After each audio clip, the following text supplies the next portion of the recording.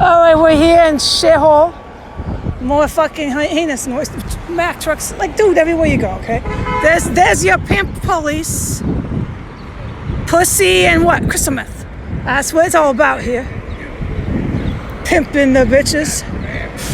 That's proven. Then they're not embarrassed of that. In fact, they're gonna take the other position and fight for it. Fight chicks in pink slippers for it. Fucking bitch, shut up, bitch. We're the pimps. Okay. Now, today the most interesting experience happened. Yuck, you suck. Oh, no, you get sucked, that's right. But you suck at the same time. You know, some of them might be gay. Okay, anyways, I just had to throw that in there as I passed by the pimp police dispatch car. Doing its job. Probably getting rammed up some bitch's ass right now, dressed like a paralegal. On the job, busting a nut. You can hear sirens never ending here. Every fucking street you're on, there's a fucking Mack truck. I'm not making this up. It's a horrible place to walk around. And you can be like a good girl and wait for the sirens to stop, but there'll be more coming. So you just fucking try to block it out. So the most interesting thing happened. An Asian woman, Chinese, I don't know, Korean, I don't know. No English whatsoever. Looking kind of lost, like she had dementia. Like, what am I supposed to do, right? She kind of flags me down. And she got enough over to ask me for Bank of America. So I took a detour with her, about a 20-minute detour on foot. So that's, distance to that. You go ahead and make that out. And we walked, looking for Bank of America. On our way there, we went to this market in Massachusetts, I believe, called City Market. And inside were, couldn't quite make out. It's a fucking horrible city. I don't resent Coca-Cola delivery, but when you have no codes, no anything, and you're invaded with a fleet of fucking Mack trucks, yeah, you start to resent them all. Okay? It's a normal reaction. Anyway, so the City Market employee woman and her two non-white thug delivery guys were in there. And me and this 75, 80-year-old Chinese lady come trotting in. And we're thinking with our phone, trying to find the Bank of America, right? Clearly tourists. So I have my mask.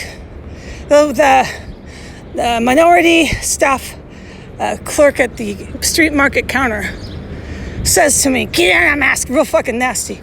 She's speaking like this to me, and they know who I am. I basically come to the determination that most people in Washington, D.C. know me as a public figure. And this is how they treat me no matter where I go. Oh, I know. That doesn't say much for them, no. No, she's clearly a gang member. She just has a job. And these delivery guys are clearly like, they would do criminal, all sorts of felony crime on or off the job. They just look like they're employed, you know what I mean? So she's chatting with them. She's being real cool with them. Wanted to show off and disrespect me and the Chinese lady. Make a point of that in front of her two thug friends inside the city market. And I ignored her. We found the bank and I left. But I wanted to report that this town, as my guidance, is ridden with gang. And a lot of these gangs are jihadists, Islamists. They go to prison, come out radicalized, and ridden with KKK, who basically the jihadist gangs work for them. And they're proud of it. They're going to fight for that. Like, I don't know what the spiel is. You could ask them, what's the motivator to that? But it's fucking very, very evident. And there's the street market. Look, way up there. See that? That's where you're going to find tax, payroll, crime activity. She didn't want me or the Asian lady walking in there. She made a point with her delivery thugs. They were all standing around chummy talking inside the little market. She made a point of being really fucking hostile and rude. So this is lovely DC, okay? Yeah, not cool. I don't know what's going on with the Asian lady. Why she's wandering around with the fucking climate that we're experiencing here in the United States. That woman could get so fucking hurt. So, oh God, I told her, you're in danger. You need to go to bank and go home. Go home. I know she figured this much, understood this much. I walked her to the bank. We get to the bank. The woman doesn't want to go in the bank. I can't take all day spending days with the stranger lady. I had to say goodbye. But, yeah, so I think she has dementia. I don't know. And whoever let this poor little lady out, she wasn't homeless. No, she's not homeless.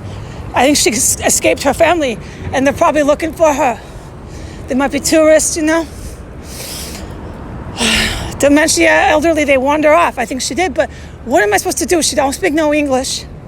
If I become too interested, she'd be scared.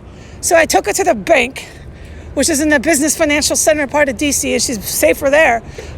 Probably less likely to be assaulted, because it's an epidemic of that right now in the United States, assaulting Chinese people. And you can notice the sirens haven't stopped screaming the entire time I've narrated. There's been a siren. I don't know if this picks up, but it's like how it is here. You literally never can escape sirens. And I don't know who the fuck they think they're kidding here. But anyway, so I had to leave her at the bank. But I'm almost to the courthouse. I'm fully aware I'm going into the neo-Nazi town courthouse. It's fucking heinous here. While I was, speaking of annoying calamity, while I was trying to get to the city market there that I photoed in the video, there was the most heinous construction job going off while I'm trying to talk to this Asian lady. This town is terrible. I can only imagine people who haven't been here before. All you hear is screaming sirens. Look, if you can't hear it right now, that's not my problem. They don't stop, and everything you see is construction and garbage trucks. It's fucking horrible. Okay, so I'm on my way to the neo-Nazi courthouse. I'm gonna file on this guy, and I'm going to fucking move out. Bye.